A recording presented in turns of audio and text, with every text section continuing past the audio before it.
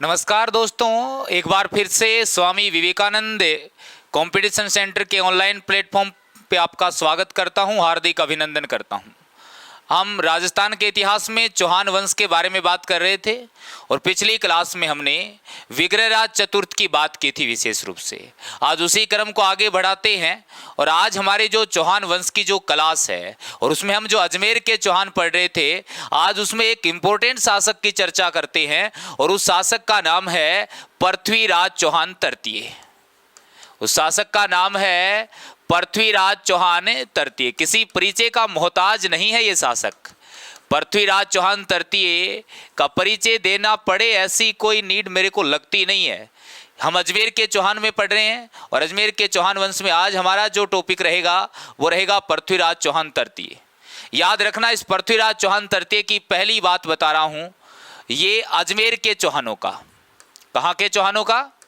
अजमेर के चौहानों का। अजमेर के चौहानों का अंतिम शासक था और अंतिम होने के साथ साथ सबसे प्रतापी शासक था। तो अजमेर के चौहानों का अंतिम और सबसे प्रतापी शासक कौन है? तो वो पृथ्वीराज चौहान तृतीय है। तो पृथ्वीराज चौहान तृतीय अजमेर के चौहानों का अंतिम और सबसे प्रतापी शासक है।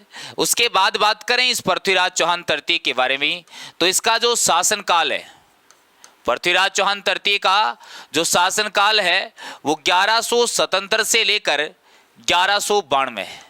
याद रखना, काम की बात है। पृथ्वीराज चौहान तृतीय का शासनकाल 1177 से लेकर 1192 तक है। यह अजमेर के चौहानों का अंतिम और सबसे प्रतापी शासक हुआ था। इसके बारे में बात करें कि पृथ्वीराज चौहान तृतीय है, इसके पिता का क्या नाम था? तो इससे पहले हमने एक शासक पढ़ा था जिसका नाम था सोमेश्वर। तो इसकी पिताजी का नाम क्या है? सोमेश्वर है। फिर याद रखना इसकी माता का क्या नाम है? तो इसकी माता का नाम याद रखना कर्पूरी देवी।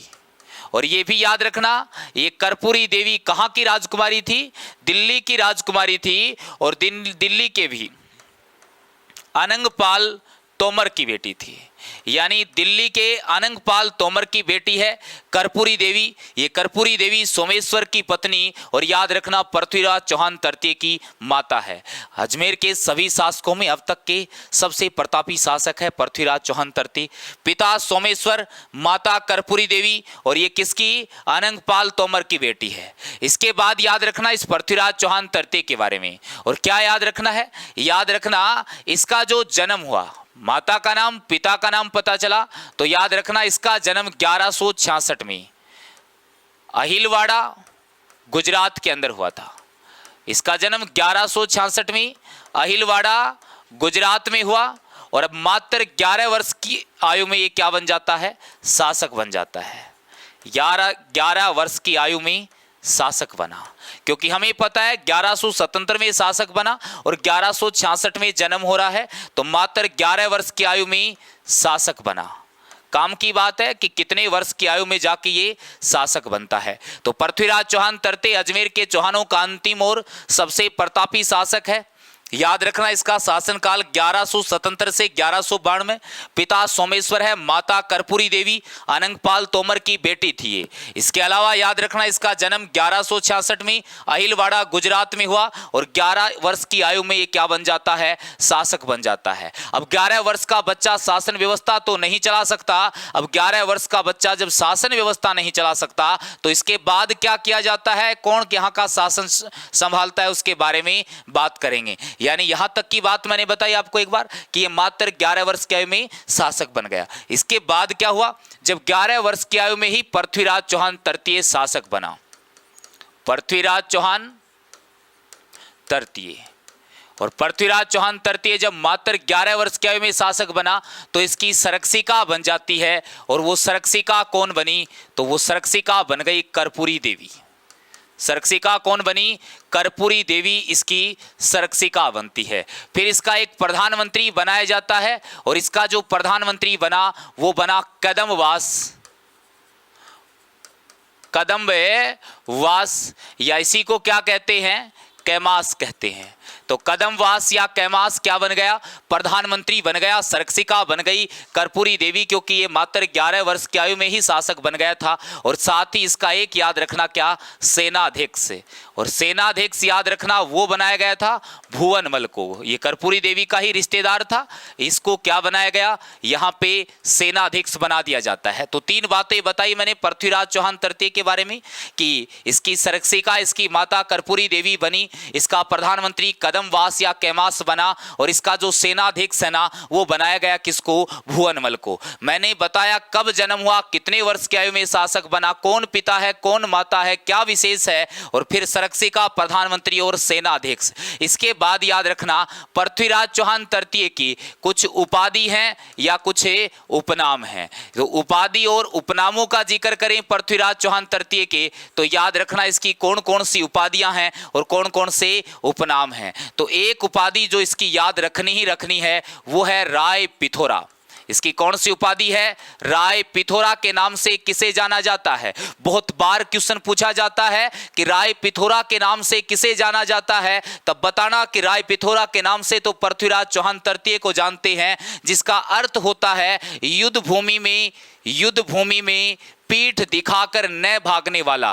पीठ न दिखाकर भागने वाला क्या कहलाता है? तो वो राय पिथोरा के नाम से जाना जाता है। राय पिथोरा के नाम से पृथ्वीराज चौहान तृतीय को जाना जाता है, और इसलिए जाना जाता है क्योंकि राय पिथोरा का मतलब होता है युद्ध भूमि में पीठ ना दिखाकर भागने वाला। इसके अलावा एक जो उपाधि है इसकी वो है दल पुंगल की। एक उपाधि कौन सी है? दल पुंगल की। और दल पुंगल का मतलब होता है विश्व विजेता।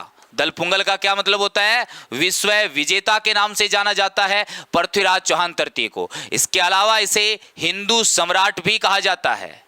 इसे क्या कहते हैं? हिंदू सम्राट के नाम से इसको जाना जाता है। और बातें कौन सी याद रखनी है पृथ्वीराज चौहान तृतीय की? तो याद रखना पृथ्वीराज चौहान तृतीय को डॉक्टर दशरथ शर्मा ने, किसने? डॉक्टर दशरथ शर्मा ने सुयोग्य व रहस्यमयी शासक कहा है। क्वेश्चन पूछ लिया जाए कि पृथ्वीराज चौहान तृतीय को सुयोग्य व रहस्यमयी शासक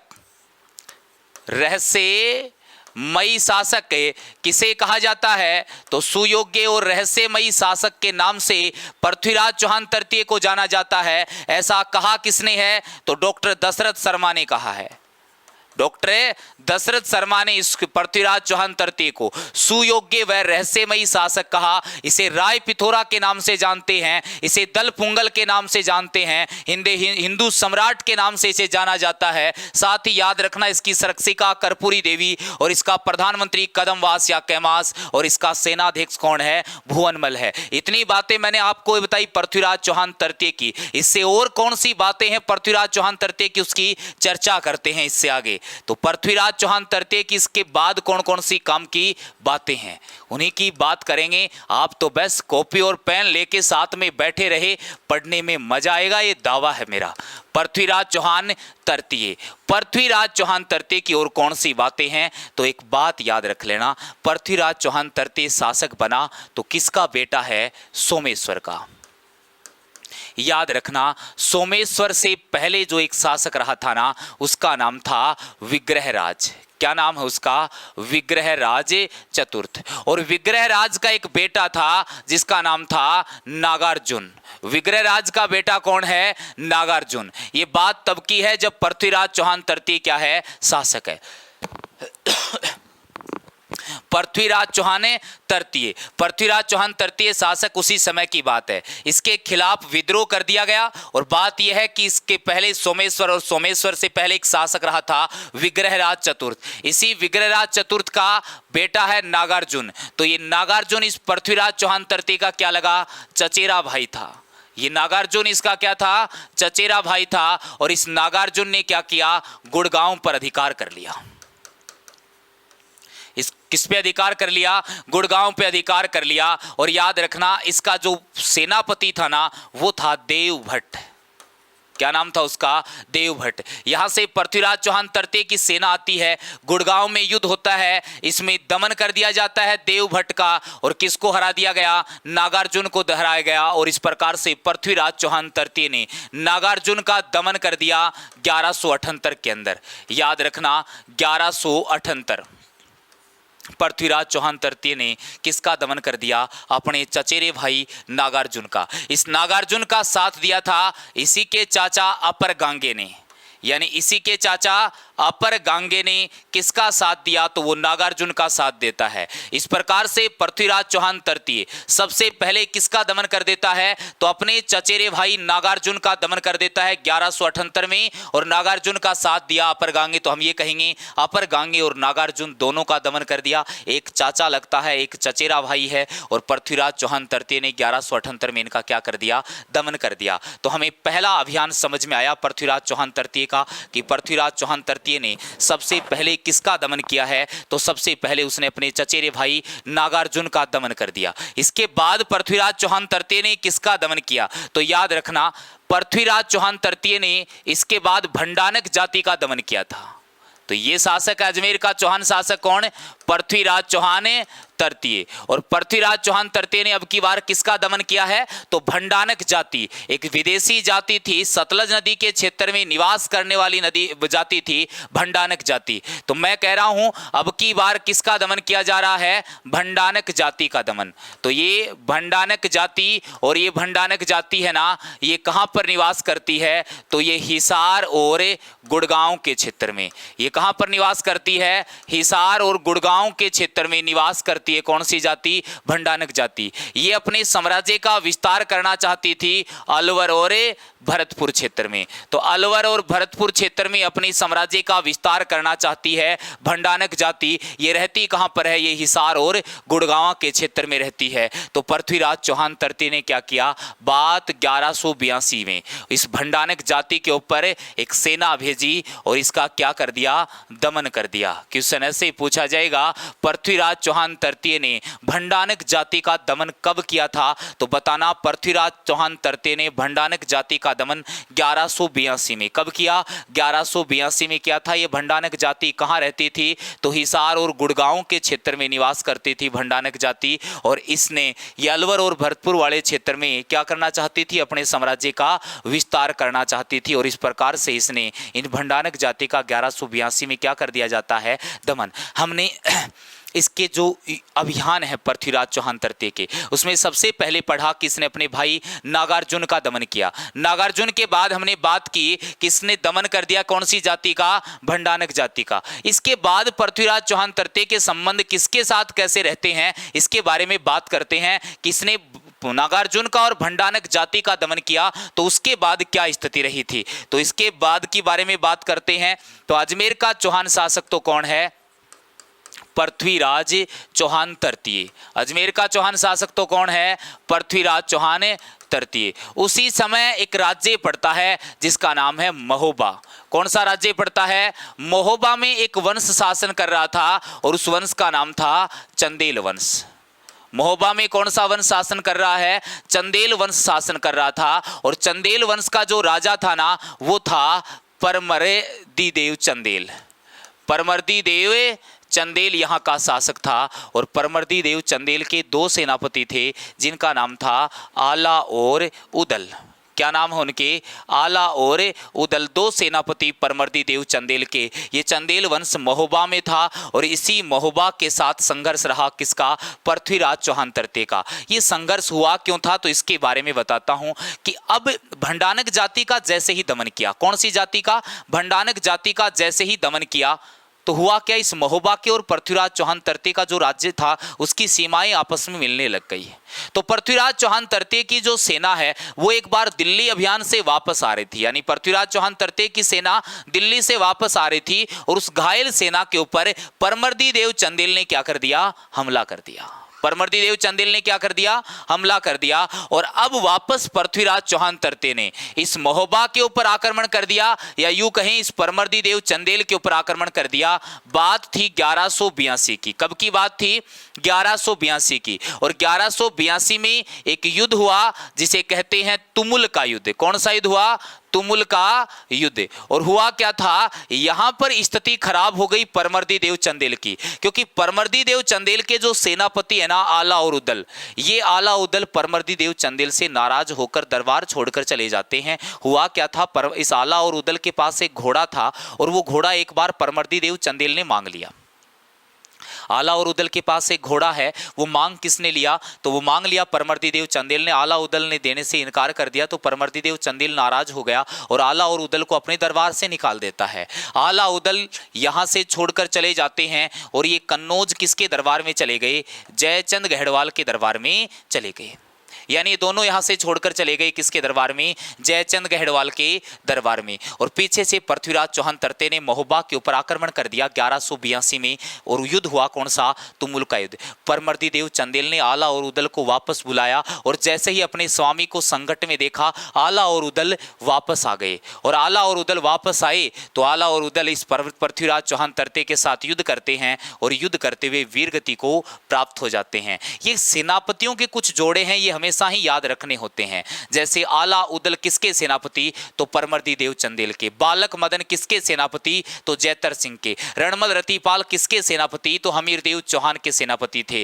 गोरा बादल किसके सेनापति? तो याद रखना किसके हैं? रतन सिंह के सेनापति हैं। जैता कुपा किसके सेनापति? तो मालदेव के सेनापति हैं। ये सेनापतियों के कुछ जोड़े हैं, ये हमेशा याद रखने हैं। तो तुमुल के युद्ध में पृथ्वीराज चौहान तरते के साथ युद्ध करते हुए वीरगति को प्राप्त हो गया कौन? आला और उदल। साथ ही परमर्दी देव चंदेल इस युद्ध के बाद इस पृथ्वीराज चौहान तरते के साथ क्या कर लेता है? संधि कर लेता है। यानी इस युद्ध में पृथ्वीराज चौहान तरते की तो विजय हुई और परमर्दी देव चंदेल की क्या हो जाती है? पराजय हो जाती है। ना सिर्फ पराजय होती है, इस आला और उदल भी वीरगति को प्राप्त होते हैं। इस परमर्दी देव चंदेल की बहादुरी को, इस आला और उदल की बहादुरी को देखकर कवि जगनिक ने कुछ लाइन लिखी है और कवि जगनिक ने कहा कि 12 वर्ष कुकर जिए, 13 वर्ष सियार, वर्ष 18 क्षेत्रीय जिए, बाकी जीवन धिक्कार। यानी क्या कहा गया? यहां बताया गया कि कुत्ता है वो 12 वर्ष तक जीता है, सियार है वो 13 वर्ष तक,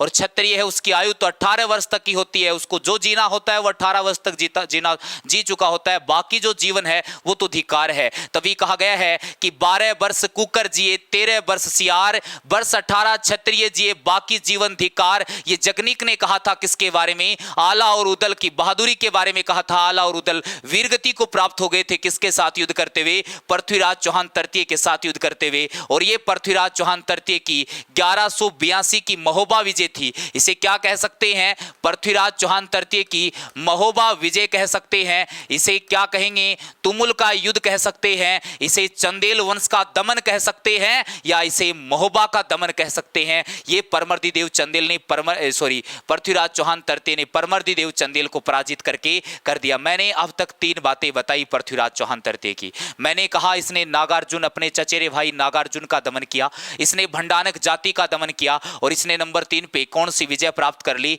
महोबा विजय प्राप्त कर ली। इसने परमर्दी देव चंदेल का क्या कर दिया? दमन कर दिया।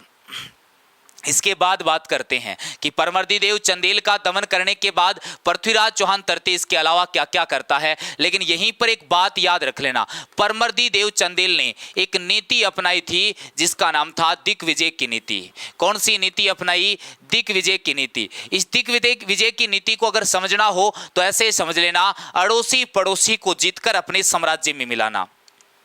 क्या नाम है? अड़ोसी पड़ोसी को जीतकर अपने साम्राज्य में मिलाना। इसी नीति को क्या कहा जाता है? दिग्विजय की नीति कहा जाता है। और दिग्विजय की नीति के तहत जो प्रथम अभियान था ना पृथ्वीराज चौहान तरते का, वो कौन सा था? वो यही महोबा अभियान था। याद रखना, ये महोबा अभियान पृथ्वीराज चौहान तरतीय का दिग्विजय की नीति के तहत प्रथम अभियान था। और मैंने ये कहा कि दिग्विजय की नीति अपनाई है, यानी पृथ्वीराज चौहान तरते ने कौन सी नीति अपनाई? अपने विरोधियों के साथ दिग्विजय की नीति अपनाई। और इसी वजह से पृथ्वीराज चौहान तरते क्या है कि सभी पड़ोसी राज्यों के साथ दुश्मनी कर लेता है। और जब पृथ्वीराज चौहान तरते के ऊपर जब बाहरी आक्रमण होगा तो बाहरी आक्रमण के समय कोई भी पृथ्वीराज चौहान तरते का साथ देने के लिए नहीं आता है, क्योंकि पृथ्वीराज चौहान तरते ने तो दिग्विजय की नीति के तहत सभी पड़ोसी राज्यों के साथ क्या कर रखे हैं? अपने संबंध खराब कर रखे हैं। और उसी दिग्विजय की नीति के तहत इसने कौन सा राज्य जीत लिया? महोबा राज्य जीत लिया। ये बात अलग है कि पहले महोबा राज्य के शासक परमर्दी देव चंदेल ने आक्रमण किया था पृथ्वीराज चौहान तरते के घायल सैनिकों पर, और फिर पृथ्वीराज चौहान तरते ने 1182 के अंदर महोबा विजय या तुमुल विजय प्राप्त की है। और ये इस दिग्विजय की नीति के तहत प्रथम अभियान है। साथ ही याद रख लेना आला और उदल ने इस जगनिक के बारे में क्या कहा है। इसके बाद पृथ्वीराज चौहान तरते की बात करते हैं कि और कौन कौन सी बातें हैं इस पृथ्वीराज चौहान तरते की। तो मैंने एक शासक बताया जिसका नाम है पृथ्वीराज चौहान तृतीय। पृथ्वीराज चौहान तृतीय। इस पृथ्वीराज चौहान तृतीय के बारे में मैंने अब तक क्या क्या बताया? मैंने बताया इसने अपने भाई नागार्जुन का क्या किया है? दमन किया है। फिर मैंने बताया इसने कौन सी जाति का दमन किया है? तो इसने भंडानक जाति का दमन। फिर मैंने बताया कि इसने किसका दमन किया है? चंदेल वंश का दमन किया है। ये 3 बातें याद रखना। पृथ्वीराज चौहान तृतीय ने घर में दुश्मनी कर रखी है, नागार्जुन का दमन कर दिया, भंडानकों का दमन कर दिया और परमर्दी देव चंदेल को हरा के इसने चंदेलों के साथ भी क्या कर ली? दुश्मनी कर ली। अब पृथ्वीराज चौहान तृतीय के समकालीन एक राज्य था जिसका नाम था कन्नौज। कौन सा राज्य था? कन्नौज में एक वंश था और उस वंश का नाम था गहड़वाल वंश। एक वंश है गहड़वाल वंश, और इस गहड़वाल वंश का जो राजा था ना उसका नाम था जयचंद गहड़वाल। याद ये रखना है कि पृथ्वीराज चौहान तृतीय के साथ, पृथ्वीराज चौहान तृतीय के समय कन्नौज में कौन सा वंश शासन कर रहा था? तो गहड़वाल वंश शासन कर रहा था। और वो गहड़वाल वंश का शासक कौन बना हुआ था? जयचंद गहड़वाल बना हुआ था। इस पृथ्वीराज चौहान तृतीय और इस जयचंद गहड़वाल के मध्य संघर्ष चला था। इनके मध्य क्या चला? संघर्ष चला था। और उस संघर्ष के कारण क्या रहे थे? बात यह है कि पृथ्वीराज चौहान तृतीय का कन्नौज के गहड़वाल वंश के शासक जयचंद गहड़वाल के साथ संघर्ष रहा। लेकिन वो संघर्ष क्यों रहा? 3 का पहले दमन कर चुका है, मैंने बता रहा हूं। अब कन्नौज के शासक जयचंद गहड़वाल के जो इसके रिलेशन है उनके बारे में बात कर रहा हूं और मैं कह रहा हूं कि इसके साथ इसका संघर्ष रहा था। वो संघर्ष क्यों रहा उसके कारण बता रहा हूं। तो याद रखना, संघर्ष का जो पहला कारण बताया जाता है, संघर्ष का जो पहला कारण बताया जाता है ना, वो दिल्ली के साम्राज्य को बताया जाता है। कौन से साम्राज्य को? दिल्ली के साम्राज्य को लेकर दोनों के बीच क्या था? संघर्ष था। कठे का साम्राज्य लेके दिल्ली को साम्राज्य हो और उन दिल्ली का साम्राज्य लेके दोनों के बीच में यानी जयचंद गहड़वालकर पृथ्वीराज चौहान तृतीय दोनों के बीच में के है संघर्ष है। यानी चौहानाकर गहड़वाला के बीच में संघर्ष को एक कारण के है दिल्ली को साम्राज्य। क्यों हो दिल्ली को साम्राज्य? ये ध्यान सुनो। देखो, मैं अहिया कहो पृथ्वीराज चौहान तृतीय को जो नानेरो है वो कठे वही दिल्ली है, क्योंकि एक माता ही कर्पूरी देवी व अनंगपाल तोमर की के ही बेटी है। क्या की बेटी? अनंगपाल तोमर की बेटी। और जयचंद गहड़वाल है ए को नानेरो भी कठे है दिल्ली है। अहिया याद रख लियो, पृथ्वीराज चौहान तृतीय और जयचंद गहड़वाल आपस में मौसेरे भाई थे।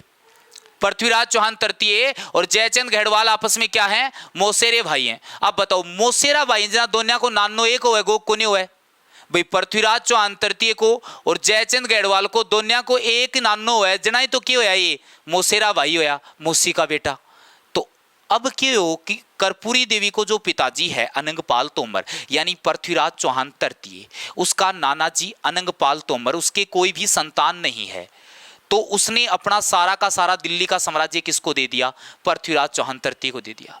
यानी इस पृथ्वीराज चौहान तृतीय ने सारों को दिल्ली को साम्राज्य मिल जाए और वो को नानो होना वो अन दे दियो, यानी नानो दुई तन दे दियो। अब है बात नाराज जयचंद गहड़वाल हो कोने हो है, क्योंकि दुई तो भाई जयचंद गहड़वाल भी हो, दुई तो जयचंद गहड़वाल भी हो। जा अण दोन्या का जयचंद गहड़वाल कर पृथ्वीराज चौहान तृतीय के दोन्या के बीच में दुश्मनी को एक कारण के होगो दिल्ली को साम्राज्य, क्योंकि दोन्या को ही ये दोनों आपस में मौसेरा भाई हा, दोन्या को नानो हो अनंगपाल तोमर और अनंगपाल तोमर के कोई संतान को नहीं, तो आपको सारों को सारो दिल्ली को साम्राज्य कहन दे दियो, वो पृथ्वीराज चौहान तृतीय दे दी। और ए बातों नाराज होगो कौन? जयचंद गहड़वाल। और इस वजह से दोनों के बीच क्या था? संघर्ष। ये वास्तविक कारण था कि कन्नौज के और अजमेर के चौहानों के बीच या गहड़वाल और चौहानों के बीच या यूं कहें पृथ्वीराज चौहान तृतीय व जयचंद गहड़वाल के बीच संघर्ष का एक कारण क्या था? दिल्ली का साम्राज्य था। और जब पूरी स्थिति देखते हैं तो वास्तविक कारण भी हमें यही लगता है कि शायद दिल्ली के क्योंकि मौसेरे भाई थे और दिल्ली का साम्राज्य पृथ्वीराज चौहान तृतीय को मिल गया, इस वजह से संघर्ष था दोनों के बीच। ये वास्तविकता लगती है। लेकिन देखो कि इतिहास में तो कहानी ज्यादा चले कि वह संयोगिता लेकर बताऊंगा, बस संयोगिता वाली बात ही बताऊंगा, संघर्ष को दूसरों कारण वही है। लेकिन मैं जो काल्पनिक कहानियां है ना इनको कम सही मानता हूं। इन काल्पनिक कहानियों को, और एक्चुअल में इतिहास ये है भी नहीं। इतिहास को कहानियों का सब्जेक्ट बना दिया गया है। इतिहास को क्या कर दिया गया है? कहानियों का सब्जेक्ट बना दिया गया है। एक्चुअल में ये कहानियों का सब्जेक्ट है नहीं। लेकिन ये दिक्कत क्या है, आजकल के स्टूडेंट भी ऐसे हो गए कि उनको कहानियां सुननी ही अच्छी लगती हैं। आजकल के स्टूडेंट भी ऐसे हैं कि उनको कहानियां सुनाते रहो, हाँ मजा आ रही है, बढ़िया बढ़िया कहानी सुनाओ है। तो आजकल के स्टूडेंट ऐसा सुनना पसंद करते हैं, तो टीचर्स भी सुनाने लग गए। और फिर जब ये सारा प्रोसेस चला तो हमें लगने लग गया कि इतिहास तो क्या है, कहानियों का सब्जेक्ट है। एक्चुअल में ऐसा नहीं है। मैं काफ़ी बार बताता भी हूँ कि मैं एक बार क्या हुआ, एक ऑफलाइन क्लास में पढ़ा रहा था, और मैं ऑफलाइन क्लास छोड़ के जैसे ही क्लास से बाहर आया, मैं क्लास से बाहर ऑफिस में आया और मेरे पीछे पीछे एक स्टूडेंट आ गया। मैं क्लास छोड़ के बाहर आया, मेरे पीछे पीछे एक स्टूडेंट आ गया, और आके कोचिंग के ओनर वहीं बैठे हुए थे। उनको मेरे सामने बोला गुरुजी मेरे हिस्ट्री मास्टर कौन जच्यो, मेरे हिस्ट्री मास्टर कौन जच्यो। अब मैं सोचा यार तो मुंडा पर बेइज्जती कर दी। जब मैं हिम्मत करके बोले भैया के कौन जच्यो आया तो बता रहे एक बार, के समझ में कौन आयो तेरे। बोलो गुरुजी मैं यूट्यूब पर है ना एक वीडियो देखे हो, उन वीडियो के मां संयोगिता ने 35 मिनट तक पढ़ाई जा है, और ते तो संयोगिता एक ही मिनट में बता के निकल गा कि पृथ्वीराज चौहान तरते वो संयोगिता के साथ गंधर्व विवाह करियो। ते तो बस इतनी बात बताई, मैं तो 35 मिनट को वीडियो देखियो हो। तो मैंने उसको समझाया भी मुझे लगता नहीं है कि संयोगिता को 1 मिनट से ज़्यादा दिए जाने की जरूरत है। संयोगिता को 35 मिनट दिए जाने की जरूरत है ऐसा मुझे महसूस नहीं होता है, क्योंकि मुझे नहीं लगता ये कहानी सुनाई जाने की और ये कहानियों का सब्जेक्ट है। तो वो मेरी नज़र में है कि ये कहानियों का सब्जेक्ट नहीं है, और जो वास्तविकता है वो पहले बताई जानी चाहिए, और जो वास्तविकता नहीं है, जो काल्पनिक कहानियाँ चलती हैं वो बाद में बताई जानी चाहिए, ऐसा मुझे लगता है। और ये मेरे साथ एक ऐसी घटना घटी, वो मैंने आपको बताया। तो आजकल के स्टूडेंट की वजह से ऐसा हो रहा है, क्योंकि वो सुनना क्या पसंद करने, सुनाने वाला वही सुनाएगा जो आपको सुनना पसंद है। इसके बाद देखना, मैंने एक कारण बता दिया जयचंद घेड़वाल के और पृथ्वीराज चौहान तृतीय के बीच, कि इनके बीच अनबन क्यों थी, इनके बीच संघर्ष क्यों था, उसका मैंने कारण बताया दिल्ली के साम्राज्य को लेकर। दूसरा कारण बताया जाता है संयोगिता को। दूसरा कारण किसको बताया जाता है? संयोगिता को। याद रखना, संयोगिता जो थी ये जयचंद घेड़वाल की बेटी थी। संयोगिता किससे थी, किसकी बेटी है? जयचंद घेड़वाल की। और संयोगिता मन ही मन पृथ्वीराज चौहान तृतीय से प्रेम करती थी, क्योंकि संयोगिता ने पृथ्वीराज चौहान तृतीय के बहुत सारे किस्से सुन रखे थे। इस वजह से वो मन ही मन पृथ्वीराज चौहान तृतीय से प्रेम करने लग गई थी। और एक बार क्या हुआ, दिल्ली से एक पन्ना राय नाम का चित्रकार आया जयचंद घेड़वाल के दरबार में। जयचंद घेड़वाल के दरबार में दिल्ली से एक पन्ना राय नाम का एक चित्रकार आया, और वो अपने साथ पृथ्वीराज चौहान तृतीय का चित्र लेकर आया। और वो चित्र देख लिया संयोगिता ने, और जैसे ही वो पृथ्वीराज चौहान तृतीय का चित्र संयोगिता ने देखा, संयोगिता एकदम से मंत्रमुग्ध हो गई उस पृथ्वीराज चौहान तृतीय को देखकर, और उसके प्रेम में पागल हो जाती है, उससे प्रेम करने लग जाती है संयोगिता। जयचंद घेड़वाल को ये पता चला कि मेरी बेटी संयोगिता पृथ्वीराज चौहान तृतीय से प्रेम करती है, तो ये बात अच्छी नहीं लगी, क्योंकि पृथ्वीराज चौहान तृतीय से नफरत करता था जयचंद घेड़वाल। तो इस जयचंद घेड़वाल ने उस पृथ्वीराज चौहान तृतीय का अपमान करने के लिए एक समयवर बुलाया, और उस समयवर में सभी राजा महाराजाओं को आमंत्रित किया गया, लेकिन नहीं बुलाया गया पृथ्वीराज चौहान तृतीय को। और उल्टा बुलाया ही नहीं, पृथ्वीराज चौहान तृतीय को नहीं बुलाने के साथ साथ क्या किया, जहां द्वारपाल खड़े होते हैं गेट के ऊपर, वहां पे पृथ्वीराज चौहान तृतीय की मूर्ति लगा दी, दुनिया को दिखाने के लिए कि इसकी औकात सिर्फ मेरे द्वारपाल जितनी है, इसकी औकात सिर्फ मेरे द्वारपाल जितनी है। मूर्ति लगा दी पृथ्वीराज चौहान तृतीय की द्वारपाल के स्थान पर। समयवर का आयोजन किया जा रहा है, और उसी समयवर में पृथ्वीराज चौहान तृतीय वो वेश बदलकर पहुंच जाता है। संयोगिता ने जब समयवर शुरू हुआ, संयोगिता ने क्या किया, पता चला कि पृथ्वीराज चौहान तृतीय को तो नहीं बुलाया है, उसकी ऐसे मूर्ति लगाई गई है। तो सारे राजकुमार वेट कर रहे हैं कि संयोगिता आएगी, गले में माला डालेगी, लेकिन संयोगिता जाती है और द्वारपाल के स्थान पे जो पृथ्वीराज चौहान तृतीय की मूर्ति लगाई हुई थी, उस मूर्ति के गले में जाकर वरमाला डाल दी संयोगिता ने। और जैसे ही ये देखा पृथ्वीराज चौहान तृतीय ने, क्योंकि पृथ्वीराज चौहान तृतीय भी वहां पर वेश बदलकर पहुंच गया था, पृथ्वीराज चौहान तृतीय ने जैसे ही वो संयोगिता माला डालकर उसके चरणों में धोख खाने लगी, चरण स्पर्श करने लगी, तो पृथ्वीराज चौहान तृतीय ने कहा कि आपकी जगह है वो चरणों में नहीं है, मेरे हृदय में है। और वहीं पर पृथ्वीराज चौहान तृतीय संयोगिता का अपहरण करके ले जाता है, और उस संयोगिता के साथ गंधर्व विवाह कर लेता है। संयोगिता के साथ गंधर्व विवाह कर लिया पृथ्वीराज चौहान तृतीय ने, और इस तरीके से ये भी पृथ्वीराज चौहान तृतीय और जयचंद गढ़वाल के बीच दुश्मनी का क्या था, एक कारण था। तो याद ऐसे रखना है, जब अजमेर में शासक था पृथ्वीराज चौहान तृतीय, उसी समय एक राज्य था जिसका नाम है कन्नौज। कन्नौज में वंश है गढ़वाल वंश, और गढ़वाल वंश का शासक है जयचंद गढ़वाल।